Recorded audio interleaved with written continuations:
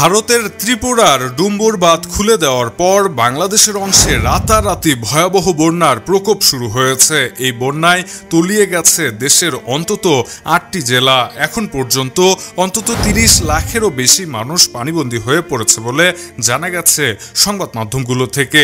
এছাড়া বিভিন্ন এলাকায় যারা পানিবন্দী হয়ে পড়েছেন তারা ভয়াবহ মানবিক বিপর্যয়ের মধ্যে পড়ে গেছেন। তীব্র পানির স্রোতের কারণে উদ্ধার তৎপরতাও ব্যাহত হচ্ছে।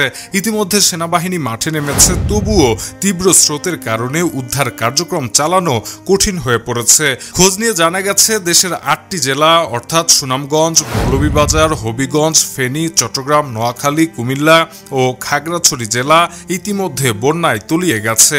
দুর্যোগ ব্যবস্থাপনা ও ত্রাণ মন্ত্রণালয়ের অতিরিক্ত সচিব KM আলী রেজা বলেছেন, ভারী বৃষ্টি এবং উজান থেকে নেমে আসা ঢলে দেশের ৮ জেলা বন্যা কবলিত হয়েছে। বুধবার ২১শে আগস্ট বিকেলে সচিবালয়ে চলমান বন্যা পরিস্থিতি নিয়ে প্রেস ব্রিফিংয়ে এসব কথা বলেন তিনি।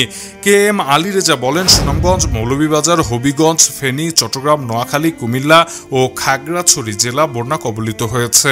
বন্যা আরও নতুন নতুন অঞ্চলে প্লাবিত হতে পারে বলেও জানিয়েছেন তিনি। প্রসঙ্গত, বন্যা কবলিত এলাকাগুলোতে বিশুদ্ধ খাবার পানির সংকট সহ তীব্র মানবিক বিপর্যয় নেমে এসেছে। সারা দেশের মানুষজন বন্যা কবলিত এলাকাগুলোর মানুষদের প্রতি সাহায্যের হাত বাড়িয়ে দিচ্ছে। ইতিমধ্যেই সেনাবাহিনীও তাদের কার্যক্রম শুরু করেছে। দর্শক, বন্যার এমন আলোচিত খবরের ভিডিওগুলো সবার আগে পেতে এখনই সাবস্ক্রাইব করে রাখুন EBD নিউজে। সেই সঙ্গে আমাদের ফেসবুক পেজটিতে ফলো করে দিতে ভুলবেন না। কথা হবে পরবর্তী ভিডিওতে। সে পর্যন্ত ভালো থাকবেন। ধন্যবাদ।